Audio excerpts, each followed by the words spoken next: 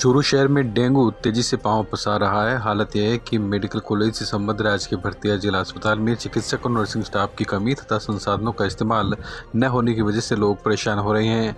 विधानसभा में उपनेता प्रतिपक्ष राजेंद्र राठौड़ ने बुधवार को मेडिकल कॉलेज से संबद्ध राजकीय भर्तिया अस्पताल का निरीक्षण किया और व्यवस्थाओं को लेकर अपनी नाराजगी जाहिर की। राठौड़ ने डेंगू के रोगियों को रखने वाले वार्ड का निरीक्षण करते हुए रोगियों से अस्पताल की व्यवस्थाओं के बारे में पूछा। वहीं कई बेड पर बेड शीट नहीं मिलने पर कॉलेज प्रिंसिपल और अस्पताल अधीक्षक को व्यवस्थाओं में सुधार करने के निर्देश दिए। विधायक राठौड़ ने कहा कि प्रदेश में डेंगू पॉजिटिव के सबसे अधिक रोगी चूरू में है। इसका सबसे बड़ा कारण है बारिश के बाद शहर में एकत्रित बरसाती पानी की निकासी नहीं होना। उन्होंने आरोप लगाया कि नगर परिषद डेंगू का जनक है। व्यवस्थाओं के कारण चूरू में डेंगू फैल रहा है। राठौड़ ने कहा कि अस्पताल में एलिजा टेस्ट में 3 दिन का समय लग रहा है। बायोलॉजी और बायोकेमिस्ट्री की महंगी मशीन होने के बाद भी अभी तक इनको इंस्टॉल नहीं किया गया है। अस्पताल के ब्लड बैंक में मौजूद सिंगल डोनर प्लेटलेट मशीन भी काम में नहीं ली जा रही। अभी वैश्विक महामारी कोरोना के बाद डेंगू अपने पांव पसार रहा है और डेंगू के अंदर जो प्रदेश भर में पॉजिटिविटी रेट है वो सर्वाधिक चूरू और चूरू शहर में है। ये मच्छरों से फैलने वाला रोग है और इसका मुख्य अगर कोई कारण है, अगर चूरू शहर में और चूरू में डेंगू का जनक कोई है तो नगर परिषद है। गंदगी और जगह जगह पानी इकट्ठा है जिसके कारण से लगातार डेंगू के मरीज ज़्यादा आ रहे हैं। आज मैंने निरीक्षण किया है, डेंगू के मरीज अलग अलग वार्ड में अलग अलग जगह पर है। मैंने प्राचार्य को और सुप्रिटेंडेंट को ये कहा है कि इन सारे मरीजों को एक, चूँकि इसके इलाज का प्रोटोकॉल है, प्लेटलेट्स ट्रांसफ्यूजन होती है, इनको एक छत के नीचे एक जगह पर रखा जाए और around the clock her bed पर अराउंड द क्लॉक नर्सिंग सेवाएं रहे। और इसके साथ साथ जो एक मशीन एचडीपी की मशीन है जो डेंगू के लिए बहुत बड़ी आवश्यकता है, वो प्लेटलेट के लिए वो बंद पड़ी है, उसको चालू करने के लिए मैंने कहा है। आज देखने पर सारे जगह पर गंदगी का आलम है, बेड्स पर बेडशीट नहीं है और इसके साथ साथ यहाँ जो एलिजा टेस्ट जो होता है डेंगू का कंफर्मेटरी टेस्ट, उस टेस्ट के अंदर 3 दिन का समय लग रहा है। 3 दिन में मैं समझता हूँ रोगी रोग को भी फैला देगा, क्योंकि उसको काटने वाला मच्छर जब दूसरे को काटेगा तो उससे रोग फैलेगा। इसलिए निश्चित समयावधि के अंदर जल्दी से जल्दी एलिजा टेस्ट के लिए किट इनके पास उपलब्ध हो। NSA एंटीजन टेस्ट जो प्रारंभिक टेस्ट है लोग बाज़ार से करा के आ रहे हैं, प्रारंभिक तौर पर डेंगू के मरीज का इलाज प्रारंभ हो जाए, इसके लिए फॉगिंग की भी आवश्यकता है। और फॉगिंग के लिए भी मैंने आज PMO को कहा है, मैं जिला कलेक्टर को भी कहूँगा चूरू की विशेष हालत को देखते हुए फॉगिंग करें। बिसाऊ कस्बे की विश्व प्रसिद्ध मूक रामलीला में 7वें दिन बुधवार को लंका दहन किया गया। पूर्व अध्यक्ष महेंद्र पारेख और पंडित सुनील शास्त्री ने बताया कि बाली वध के पश्चात सुग्रीव को भगवान श्री राम के द्वारा राज्य सौंप दिया जाता है। इसके बाद हनुमान जी अंगद, जामवंत, नंदनील के साथ सीता की खोज के लिए निकलते हैं। जामवंत के द्वारा शक्ति याद दिलाने पर हनुमान समुद्र लांघ कर लंका की तरफ जाते हैं। लंकिनी को मार गिराने के बाद विभीषण से उनका लंका में मिलना होता है। अशोक वाटिका में सीता जी के दर्शन करके प्रभु राम की बुद्धि का दिखाते हैं। बाद में सीता का आशीर्वाद देकर अशोक वाटिका को हनुमान तहस नहस कर देते हैं। जिस पर रावण का पुत्र अक्षय कुमार पकड़ने के लिए पहुंचता है तो हनुमान जी उसे मौत के घाट उतार देते हैं। बाद में मेघनाद ब्रह्मास्त्र से हनुमान जी को बांधकर लंकापति रावण के सामने लेकर जाता है, जहां हनुमान जी की पूंछ में आग लगाने पर वो पूरी लंका को जला देते हैं। हरियाणा से बड़ी संख्या में गुजर रही हैं पैदल यात्री सालासर के लिए चूरू होकर होते हैं रवाना। चूरू जिला मुख्यालय पर इन दिनों सालासर पैदल यात्रियों की भरमार देखने को मिल रही है। शहर के प्रमुख मार्गों से हरियाणा से आ रहे प्रमुख पैदल यात्री गुजरते हैं और हाईवे पर बजरंगबली के जयकारे चलाते हुए सालासर की ओर निकलते हैं।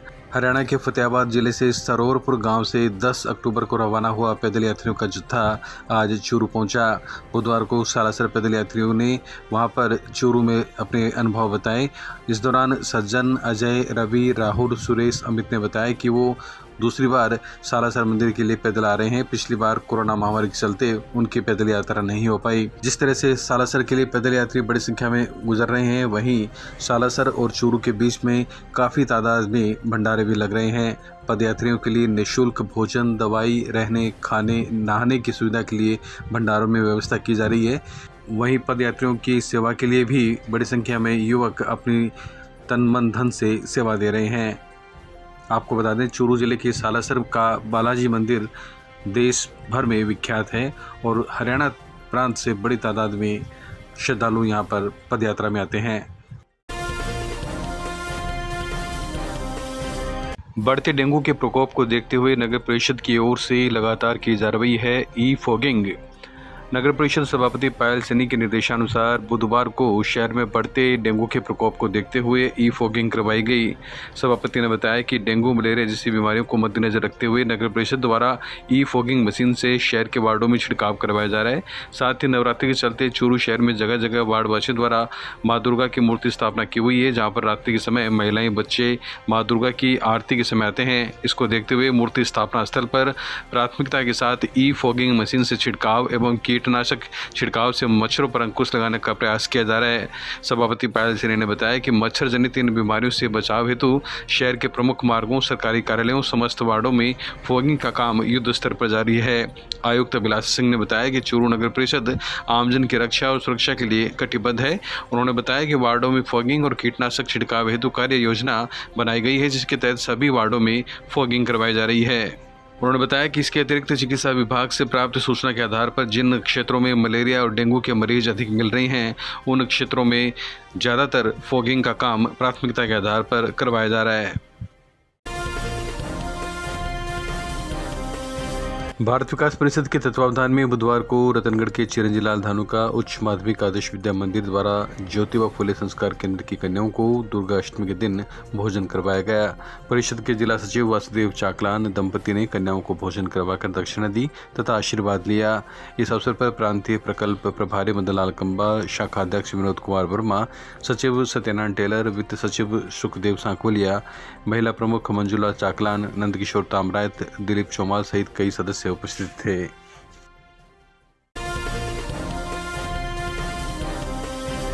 श्री राजलदेसर गौशाला में कोलकाता प्रवासी निर्मल कुमार, दीपक कुमार लोढ़ा की ओर से नवनिर्मित झुंझुनू रानी शक्ति की मूर्ति प्राण प्रतिष्ठा की पूर्व संध्या के अवसर पर बुधवार शाम मंदिर से गाजे बाजे के साथ शोभा यात्रा निकालकर मूर्ति को नगर भ्रमण करवाया गया।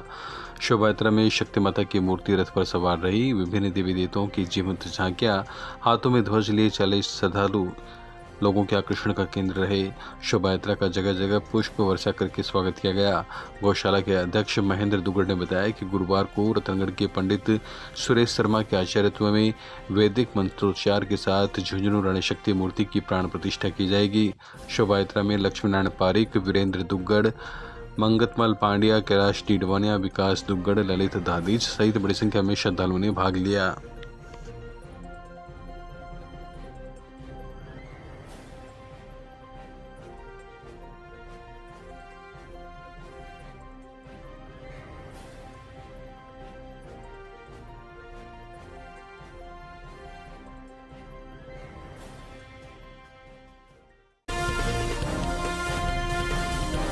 रतनगढ़ में गढ़ परिसर की गली में वार्डवासियों द्वारा नवरात्र पर्व बड़े ही उल्लास के साथ मनाया जा रहा है। दुर्गा भक्त मंडल की ओर से महिलाओं और बालिकाओं के लिए प्रतिदिन रंगोली, डांडिया नृत्य, मेहंदी, पोस्टर आदि विभिन्न प्रतियोगिताओं का आयोजन किया जा रहा है।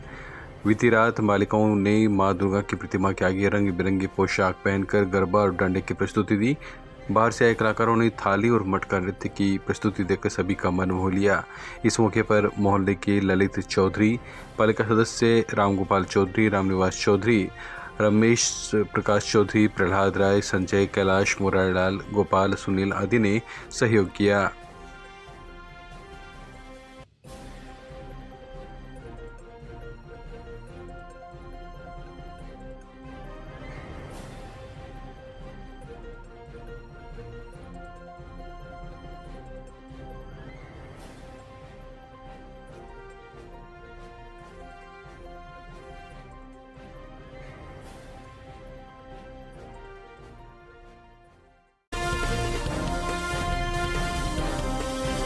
चूरू जिला मुख्यालय पर युवा कांग्रेस द्वारा यंग इंडिया के बोल प्रतियोगिता का आयोजन किया गया, जिसमें राष्ट्रीय प्रवक्ता अजय जाट ने बताया कि यूथ कांग्रेस प्रत्येक जिले में इस प्रतियोगिता का आयोजन कर रही है। इसके माध्यम से हर जिले से 5 युवाओं का चयन किया जाएगा। फिर इस प्रतियोगिता का आयोजन प्रदेश स्तर पर और राष्ट्रीय स्तर पर करके युवाओं का चयन करके उनको कांग्रेस प्रवक्ता की जिम्मेदारी दी जाएगी। युवा कांग्रेस यंग इंडिया के बोल के माध्यम से पूरे देश भर में युवाओं को जमीन स्तर के मुद्दे को राष्ट्रीय स्तर पर लाकर युवाओं की आवाज़ को मजबूत बनाया जाएगा। इस दौरान युवा कांग्रेस कमेटी के जिला अध्यक्ष मानवेंद्र बुडानिया, NSUI के जिला अध्यक्ष मनीष सैनी, अली हसन, शहर अध्यक्ष मनीष कुमावत, रोहित कुमावत, हेमंत सहित अन्य कार्यकर्ता मौजूद रहे। भारतीय राष्ट्रीय कांग्रेस एकमात्र ऐसा राजनीतिक दल है जो नियुक्तियों में पारदर्शिता के साथ लोकतांत्रिक तरीके से अपने कार्यक्रमों को अंजाम देता है। भारतीय युवा कांग्रेस दुनिया का एकमात्र संगठन है जो चुनावों का आयोजन करता है और लोकतांत्रिक तरीके से हर वर्ग, हर समाज के लोगों को प्रतिनिधित्व देता है।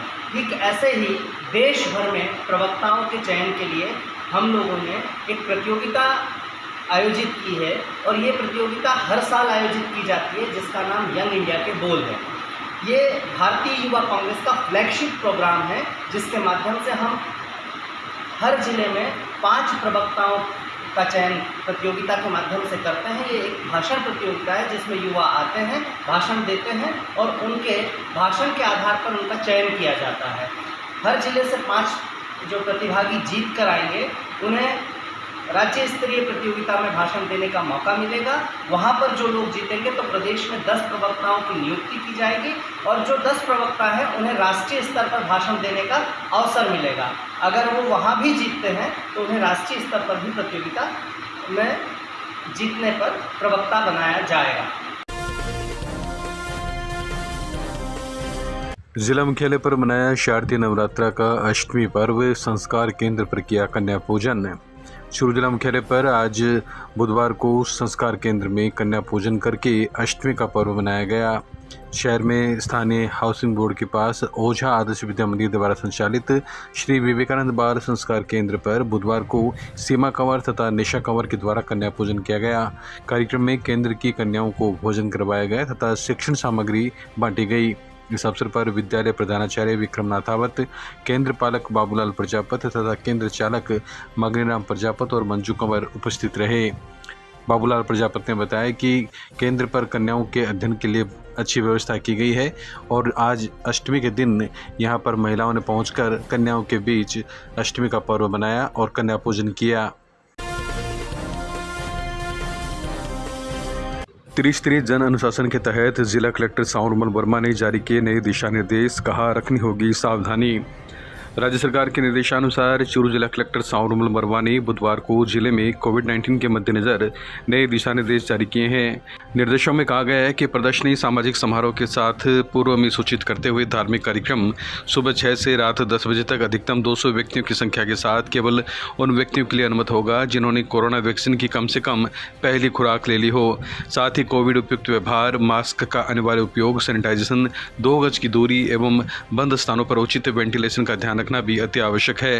कलेक्टर ने कहा कि पूर्व सूचना के साथ पशु हाट मेलों के साथ ही अन्य प्रकार के हाट बाजारों का आयोजन कोविड उपयुक्त व्यवहार, मास्क का अनिवार्य उपयोग, सैनिटाइजेशन सहित अन्य सुविधाओं को ध्यान में रखते हुए किया जा सकेगा। जिले की समस्त दुकानें, शॉपिंग मॉल्स, व्यावसायिक प्रतिष्ठानों को प्रतिदिन रात 10 बजे तक खोलने की अनुमति होगी। संचालकों को स्क्रीनिंग की सुविधा, मास्क की अनिवार्यता एवं अन्य कोविड अनुकूल अनुशासन का ध्यान रखना होगा। इसी प्रकार petrol, diesel pump, CNG, petroleum एवं गैस से संबंधित खुदरा, रिटेल एवं थोक आउटलेट अपने समय अनुसार संचालित किए जा सकेंगे। जिला कलेक्टर ने संपूर्ण जिले में प्रतिदिन रात 11 बजे से अगले दिन प्रातः के 5 बजे तक जन अनुशासन कर्फ्यू लागू रहने के निर्देश जारी किए हैं। रतनगढ़ विधायक अभिनेश महर्षि के आवास पर मंगलवार रात को विशाल डांडिया महोत्सव का आयोजन किया गया। दुर्गा पूजा के साथ शुरू हुए कार्यक्रम की शुरुआत विधायक अभिनेश महर्षि ने की। इस मौके पर उन्होंने कहा कि विविधता में एकता हमारे देश की पहचान रही है तथा यहाँ अनेक पर्व त्योहार आपस में सब लोग आपसी प्रेम और सद्भाव के साथ मनाते हैं। समय समय पर मनाए जाने वाले पर्व त्यौहार हमारी भारतीय संस्कृति की अनूठी पहचान है। इस अवसर पर रूबी महर्षि ने बड़ी संख्या में उपस्थित महिलाओं और बालिकाओं का आभार जताते हुए उनके साथ डांडिया नृत्य भी किया। विधायक आवास पर आयोजित इस कार्यक्रम में सैकड़ों की संख्या में रंग बिरंगे परिधानों में पहुंची नव युवतियां और महिलाओं ने डांडिया नृत्य कर आयोजन में चार चांद लगा दिए। कार्यक्रम में भाजपा जिलाध्यक्ष धर्मवीर पुजारी, चूरू नगर मंडल अध्यक्ष दीनदयाल सैनी, सालासर मंडल अध्यक्ष मनोज शर्मा, सालासर पुजारी सुरेश कुमार, वरिष्ठ भाजपा नेता अर्जुन सिंह फ्रांसा, बेदासर प्रधान संतोष मेघवाल, जिला परिषद सदस्य संतोष तालनिया, हनुमान सेवा समिति के यशोदानंदन पुजारी, महिला मोर्चा की पूर्व जिलाध्यक्ष पूनम गुप्ता, जिला मीडिया संयोजक रवि धादित सहित बड़ी संख्या में कार्यकर्ता, गणमान्य लोग और महिलाएं उपस्थित रहे। सुजानगढ़ के संदीप सांखला द्वारा मात्र 21 साल की उम्र में सीए का खिताब पाने पर भाजपा पदाधिकारियों और पार्षदों की ओर से अभिनंदन किया गया। मंडल भाजपा अध्यक्ष पवन चितलंगिया के नेतृत्व में आयोजित कार्यक्रम में संदीप के दादा धर्मचंद सांखला का भी स्वागत किया गया।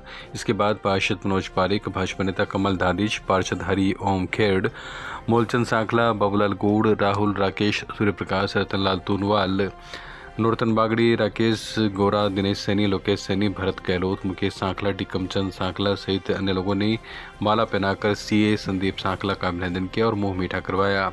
आपको बता दें 27 नवंबर 1999 को कन्हैयालाल सांखला और सविता देवी के घर संदीप का जन्म हुआ।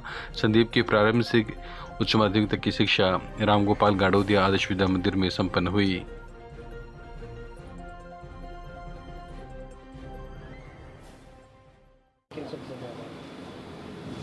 मैं सभी का बहुत बहुत आभार चाहता हूँ जिन्होंने मुझे जब मैं सीए के लिए प्रिपेयर कर रहा था तब भी सभी ने फुल सपोर्ट किया और आज जब मैं सक्सेस मिल चुकी है, सीए बन चुका हूँ, तब भी आज सब मेरे साथ में खड़े हैं।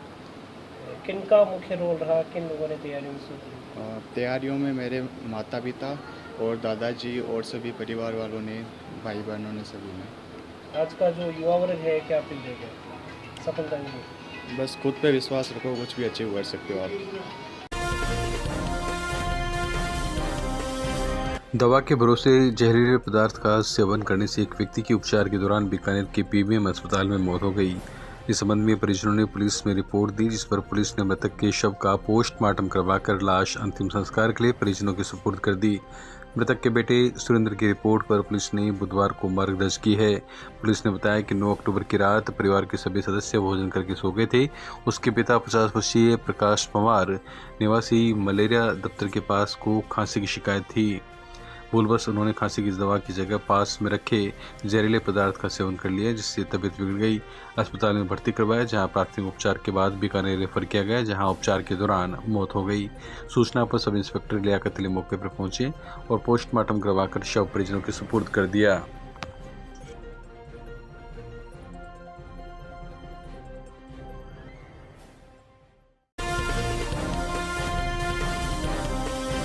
बैंक ऑफ बड़ौदा के आरसीटी सेंटर में संचालित प्रशिक्षण कार्यक्रम का समापन, प्रशिक्षणार्थियों को किया गया सम्मानित। Bank of Baroda RCT Churu में संचालित 30 दिवसीय एयर कंडीशनिंग एंड रेफ्रिजरेशन प्रशिक्षण कार्यक्रम का समापन बुधवार को हुआ। मुख्य अतिथि जिला कारागार अधीक्षक कैलाश सिंह ने कहा कि युवाओं की प्राथमिकता अक्सर सरकारी नौकरी होती है, लेकिन देश की बड़ी आबादी के मद्देनजर हमें रोजगार के दूसरे विकल्पों पर भी ध्यान देना चाहिए। उन्होंने कहा कि स्वरोजगार करने वाला व्यक्ति न केवल अपने रोजगार की राह खोल लेता है, अपितु दूसरे कई लोगों को भी वह रोजगार मुहैया करवा सकता है। उन्होंने कहा कि प्रशिक्षणार्थी इस प्रशिक्षण में सीखे गए कौशल को स्वरोजगार के लिए काम में लें। इस अवसर पर उन्होंने प्रशिक्षणार्थियों को प्रमाण पत्र वितरित किए। वहीं बीओबी आरसीटी के निदेशक रामदयाल बिश्नोई ने प्रशिक्षण कार्यक्रम का पूर्ण सदुपयोग करने व स्वरोजगार प्रारंभ करने से लेकर सफल होने तक धैर्यपूर्वक अपने कार्य को जारी रखने हेतु प्रेरित किया। कार्यक्रम समन्वयक राजवीर सिंह ने आगामी कार्यक्रम computer, Tally, mobile repairing, AC, fridge और डेयरी, पशुपालन, मोमबत्ती, अगरबत्ती आदि के बारे में प्रशिक्षणार्थ के बारे में जानकारी दी। राजवीर ने बताया कि प्रशिक्षण कार्यक्रम में भोजन, आवास, ड्रेस, टूल किट और स्टेशनरी आदि पूर्णतः निःशुल्क प्रदान किए जाते हैं। इस अवसर पर बैंक के वित्तीय सलाहकार हंसराज धापाई ने प्रशिक्षणार्थियों को बैंक से संबंधित जानकारी दी। संचालन वरिष्ठ कार्यालय सहायक विक्रम चावरे ने किया। खेल मंत्री अशोक चांदना के जन्मदिन पर हुआ कबड्डी प्रतियोगिता का आयोजन, जिला स्टेडियम में हुआ कार्यक्रम। राज्य के खेल मंत्री अशोक चांदना के जन्मदिन पर बुधवार को जिला स्टेडियम में कबड्डी प्रतियोगिता का आयोजन किया गया। जिला खेल अधिकारी चूरू सरस्वती ने बताया कि मंत्री अशोक चांदना के जन्मदिन पर स्टेडियम में प्रतियोगिता का आयोजन किया गया और प्रतियोगिता के समापन पर मंत्री का अवतरण दिवस केक काटकर मनाया गया। इस अवसर पर कबड्डी पुरुष का प्रदर्शन मैच प्रातः करवाया गया। राजेंद्र बुडाने के सौजन्य से खिलाड़ियों को अल्पाहार करवाया गया और मिठाई भी बांटी गई। कबड्डी प्रतियोगिता में निर्णायक की भूमिका कबड्डी प्रशिक्षक पवन पूनिया एवं राजेंद्र पूनिया ने निभाई। प्रतियोगिता के पश्चात स्टेडियम में सभी खिलाड़ियों ने केक काटकर ग्रुप फोटो भी करवाया। कार्यक्रम में मुख्य अतिथि समाजसेवी राजेंद्र सिंह बुडानिया, पर्यावरण प्रेमी हेमंत सोनी, अधिशासी अभियंता क्वालिटी कंट्रोल महेंद्र झाझड़िया, उप जिला शिक्षा अधिकारी शारीरिक शिक्षा धर्मपाल दांदू सहित अन्य गणमान्य लोग मौजूद थे।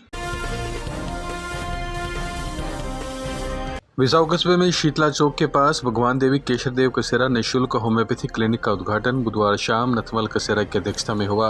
कार्यक्रम के मुख्य अतिथि महंत रविनाथ थे। वहीं विशिष्ट अतिथि पूर्व प्रधान गिरधारीलाल खींचड़, बुदरमल जोशी तथा प्रहलाद दायमा थे। सावरमल इंदौरिया, रामप्रसाद थिलासरिया, भवानी शंकर महंसरिया, किशन स्वामी, संजय पोदार, प्रमोद कसेरा, महेंद्र जोशी, मंटू स्तुनवार आदि ने अतिथियों का माल्यार्पण कर स्वागत किया। कार्यक्रम का संचालन त्रिलोकचंद शर्मा ने किया। वहीं प्रमोद कसेरा ने बताया कि क्लिनिक पर डॉक्टर कुलदीप बेनीवाल और सहायक चिकित्सक संजय शर्मा की निःशुल्क सेवाएं उपलब्ध रहेगी। आपको बता दें, नथमल जगदीश प्रसाद कसेरा परिवार की ओर से बिसाऊ कस्बे में विभिन्न सेवा प्रकल्प समय समय पर आयोजित किए जाते हैं। इसी कड़ी में यह निःशुल्क होम्योपैथिक क्लिनिक का संचालन किया जा रहा है। अंतर्राष्ट्रीय वरिष्ठ होम्योपैथिक चिकित्सा विशेषज्ञ एवं विशाल सिंह शेखावत निहाल कंवरसा मेमोरियल ट्रस्ट चूरू के संस्थापक trustee chairman doctor Amar Singh Shekhawat द्वारा निर्मित वाटर कूलर एवं कमरे का उद्घाटन चूरू के समीपवर्ती गांव कोमास में किया गया। समारोह के मुख्य अतिथि समाजसेवी कर्नल हेम सिंह ने फीता काटकर और अनावरण पट्टिका का उद्घाटन किया। उन्होंने कहा कि जरूरतमंदों की आवश्यकता पूर्ति करने का पुण्य काम अनुकरणीय है। वहीं उन्होंने ट्रस्ट के द्वारा की जा रही सेवाओं और डॉक्टर शेखावत की इस समाज सेवा की भूरी प्रशंसा की। कार्यक्रम में केसर सिंह, डॉक्टर किशोर सिंह, कप्तान भवानी सिंह, श्रीचंद कुमासिया, उदय सिंह, सूबेदार मेजर भवानी सिंह, देवी सिंह, पूर्ण सिंह, मास्टर रामचंद्र सहित अनेक लोग मौजूद थे।